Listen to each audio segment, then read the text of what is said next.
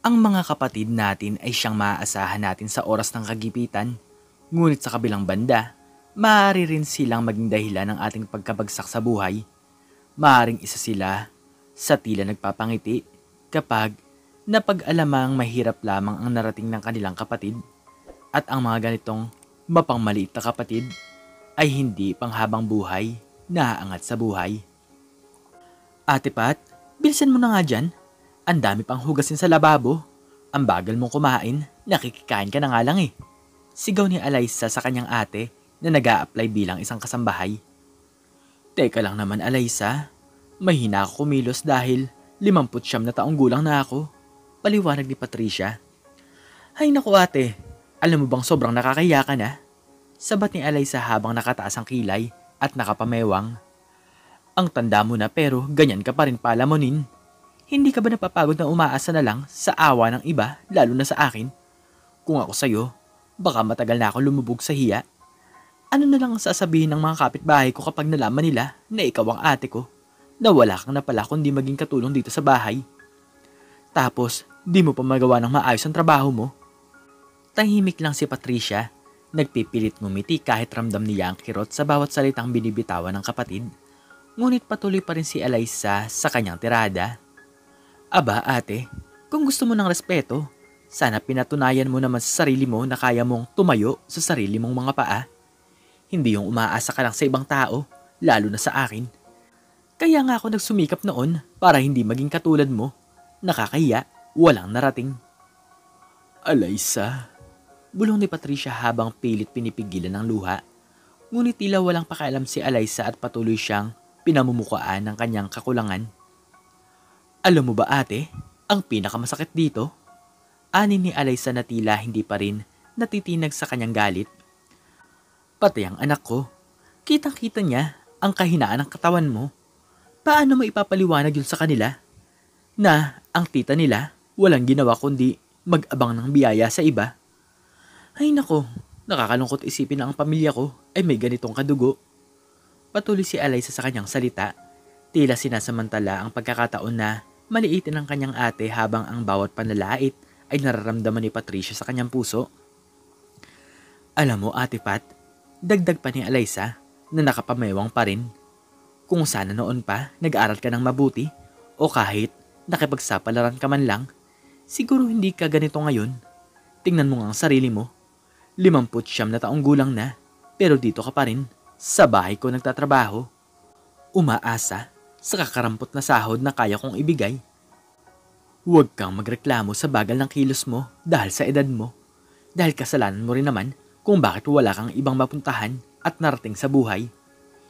Hindi umimik si Patricia, tahimik lang siya nakayuko habang iniintindi ang bawat masasakit na salita ng kanyang kapatid.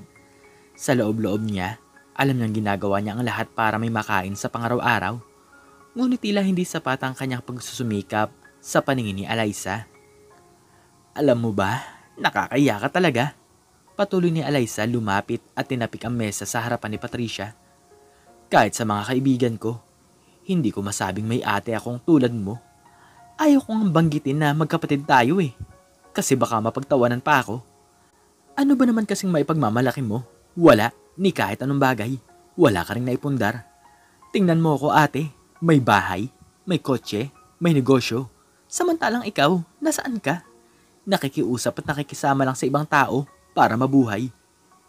Parang hindi natitinag si Alaysa sa bawat pagdaing ni Patricia at lalo pa siyang umigting sa kanyang panlalait. Kaya sana ate, magising ka na. Hindi pwedeng ganito ka habang buhay. Hindi ko habang buhay susuportahan ng isang taong walang ambisyon. Kung hindi mo kayang kumilos ng mabilis at maging kapaki-pakinabang dito, aba, maghanap ka na lang ng iba pang bahay na mapapasukan. Pagkaraan ng ilang oras sa sala ng bahay ay nag-uusap si Alaysa at ang kanyang asawang si Marco. Kasama rin nila ang kanilang dalawang anak na si Anne at Bella. Parehong dalaga at nasa kolehiyo na. Tahimik ang paligid ngunit makikita sa mukha ni Alaysa ang pagod at pagkainis. Alam mo Han, bungad ni Alaysa kay Marco habang umuupo sa sopa. Nakakaubos ng pasensya si Ate Pat. Ang bagal kumilos tapos ang dami pang reklamo. Ako na nga tong may-ari ng bahay pero ako pa ang nag-a-adjust para sa kanya. Napailing si Marco. Hayaan mo na siya, Han. Matanda na rin si Ate Pat. Baka hindi na niya kayang sabayan ang takbo ng mundo ngayon. Bakit ba kasi nandito pa siya? Sabat ni Ann, ang panganay na anak ni Alyssa. Ang tanda na niya pero parang palagi naghihintay na kaawaan siya ng daigdig eh. Paano ko naman siya iiwan? Kapatid ko pa rin siya. Pero aminin niyo, nakakahiya minsan. Sagot ni Alyssa. Lalo na kapag may mga bisita dito sa bahay tapos siya yung nakikitang naglalaba o naglilinis. May mga tanong pa nga sa akin minsan kung bakit nasa ganong estado si ate. Sumingit si Bella, ang bunsong anak. Ma, totoo ba? Ibig sabihin wala talaga siyang naipon sa buong buhay niya? Ni kahit anong trabaho, wala siyang ginawa? Napailing si Alyssa. Oo anak, wala siyang pinangarap. Ni hindi siya nagtangkang magnegosyo o magsumikap kahit kaunti. Kaya ngayon, nag-aasa na lang siya sa mga taong handang tumulong tulad natin. Napansin ni Marco ang pagkabahala ng mga anak. Pero Han, baka naman may pinagdadaan si ate noon kaya hindi siya nakapag-ipon o nakapagsumikap tulad ng iba. Ang dami niyang pagkakataon, Marco. Sagot ni Alyssa kita sa mukha ang pagkainis. Sa totoo lang kahit naiisip ko, hindi ko na dapat pinapasok pa siya dito. Kung hindi lang talaga siya ang kapatid ko, baka hindi ko na siya patirahin. Ma, sabat ni Ann. Tama bang nandito pa rin siya? Lalo lang siyang nakakaapekto sa atin. Hindi naman sama-sama ako pero baka naman kailangan niyang matutong mag-isa. Alam ko anak. Kayo, anong masasabi niyo kung pauwi na lang natin si Ate Pat sa probinsya? Tanong ni Alyssa, nag-aabang sa magiging reaksyon ng asawa at mga anak. Tumahimik silang nagtinginan at doon nagtapos ang kanilang pag-uusap. Lahat ay nag-iisip kung ano nga ba dapat ang gawin nila tungkol kay Ate Pat. Makalipas ang ilang araw, maaliwalas ang araw at abala si Alyssa sa paghahanda. Magiging bisita niya ang isang matalik na kaibigan mula sa high school, si Camille, na ngayon ay isang matagumpay na businesswoman. May plano silang magtulungan sa isang malaking proyekto at gustong ipakita ni Alyssa na siya ay isang mabuting may bahay at maayos ang kanyang pamumuhay.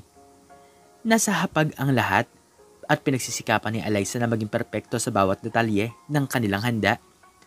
Nakaupo na si Camille sa sala habang si Alyssa at ang kanyang asawa ay masiglang nakikipagkwentuhan sa kanya. Tahimik naman si Patricia sa gilid, abalang nag-aayos ng mga gamit sa kusina at nagluluto ng tanghalian para sa kanilang bisita. Habang nasa kalagitnaan ng masayang usapan, biglang narinig ang malakas na tunog ng basag mula sa kusina. Tumahimik ang lahat at kita sa mukha ni Alyssa ang pagkabahala at pagkapahiya. Kaagad siyang tumayo at patakbong pumunta sa kusina.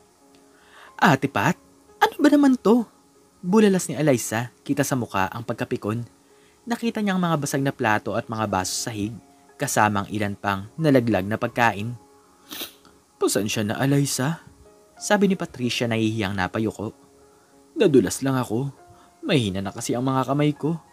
Hindi ko sinasadyang mabitawan lahat ng yan. Napansin ni Camille ang nangyari mula sa sala at tumayo upang tingnan ang sitwasyon. Paglapit niya sa kusina, agad niyang nakita ang kalat sa sahig at ang tila pagkatarantang reaksyon ni Alyssa. Alyssa, okay lang ba ang lahat? Tanong ni Camille, nag-aalalang tiningnan ng kaibigan. Oo Camille. Pilit nang ngiti ni Alyssa. Pasensya na ha, medyo may konting aberya lang dito. Ngunit kita sa mukha ni Camille ang pagkaasiwa. Mukhang abala pa kayo. Baka naman nakakaistorbo ako. Naku, hindi Camille. Hindi talaga. Sagot ni Alyssa pilit na pinipigilan ang galit sa kanyang kapatid. Ate Pat, sana naman ingatan mo yung mga gamit sa susunod. Alam mo namang bibisita ako ngayon. Hindi na nakasagot pa si Patricia dahil nahihiya na siya sa nangyari. Nagmadali siyang walisin ang mga basag na plato habang nararamdaman ang mapanlait na tingin ni Alyssa mula sa kanyang likuran. Nagkatinginan sina Alyssa at Camille at kita sa mata ni Camille ang pagkadismaya. Sa totoo lang Alyssa, mukhang medyo marami ka pang inaasikaso. Baka pwede nating ituloy na lang ang usapan natin sa ibang araw. Nanlamig ang pakiramdam ni Alyssa at halata ang kanyang pagkabalisa. Naku Camille, hindi. Huwag kang mag-alala. Okay lang talaga ang lahat. Nakakaya naman kung paalisin kita nang wala sa plano. Ngunit ngumiti si Camille at ramdam ang pagkamagiliw sa kanyang tinig. Hindi, ayos lang talaga. Alaysa, naiintindihan ko. Mukhang abala ka rin ngayon. Kaya okay lang talaga. Magkita na lang tayo sa susunod. Tumayo si Camille at nagpaalam, ngunit ramdam na may kaunting tampo sa kanyang boses. Pagkatapos umalis ni Camille, muling humarap si Alaysa kay Patricia. Hindi na mapigilan ng galit na kanina pa niyang itinatago. Ano ba, Ate Pat?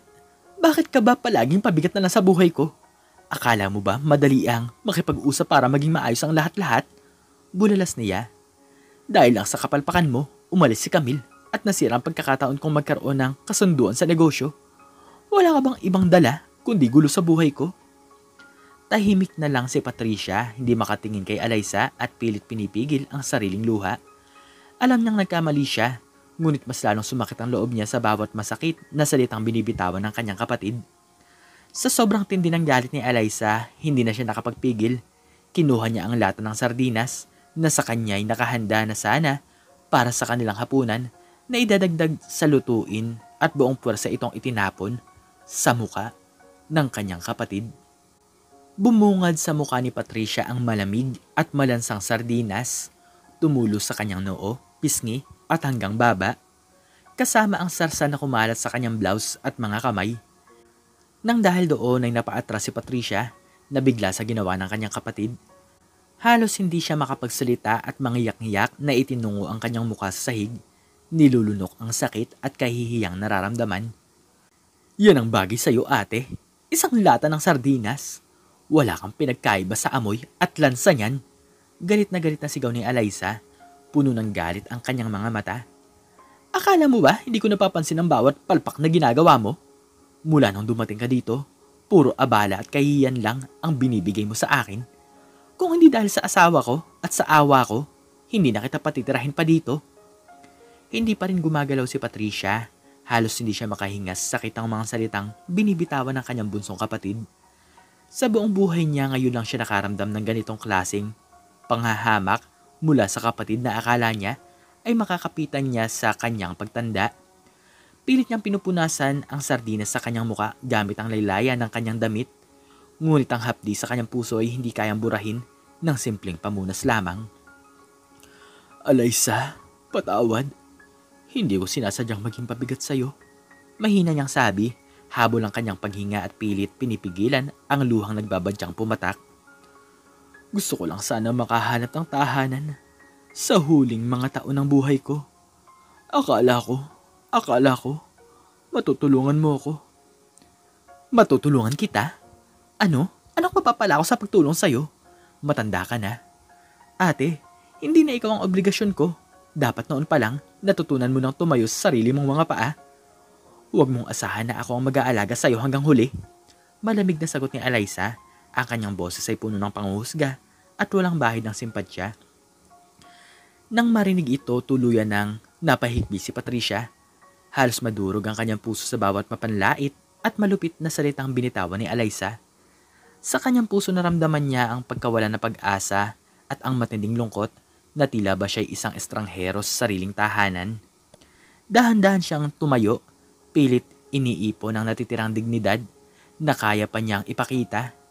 Hindi niya inaasahan na sa huling bahagi ng kanyang buhay, ganito ang magiging trato sa kanya ng kapatid na inaasahan niyang magmamahal at mag-aaruga sa kanya. Lumabas siya ng kusina, dala ang kirot at panghinayang sa kanyang dibdib, habang ang mga luha ay tuluyan ng bumagsak sa kanyang pisngi. Kinabukasan nakaupo si Alaysa sa sala, nag-aabang ng pagdating ng kanyang asawa. Punong-puno na siya kay Patricia, kaya't nagdesisyon siyang kumilos ng masama.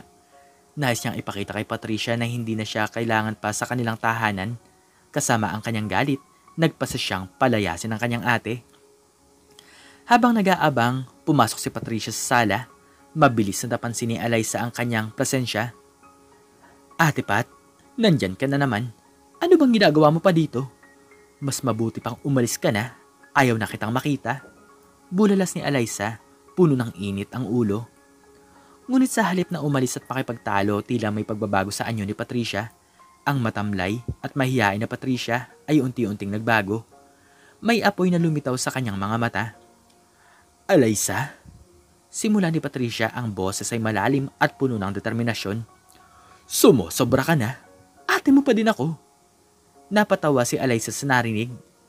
At talagang gagamitin mo pa yan para kaawaan kita at matakot? Hibang ka na ate. Mas angat ang buhay ko kaysa sayo. Ani nito. Hindi mo ako lubang kilala, Alaysa. Maotoridad na ani ni Patricia. Anong ibig mong sabihin? Ano ba namang pwede mong ipagmalaki? Isa kang matandang pabigat? Sagot ni Alaysa, hindi natatakot sa boses ng kanyang ate. Biglang tumayo si Patricia at naglakad papalapit kay Alaysa, sinadyang ipakita ang kanyang lakas. Huli na kita, Alaysa. Mula sa mga taon ng pagsisilbi at pag-aalaga, nagkunwari ako mahina at walang kakayanan.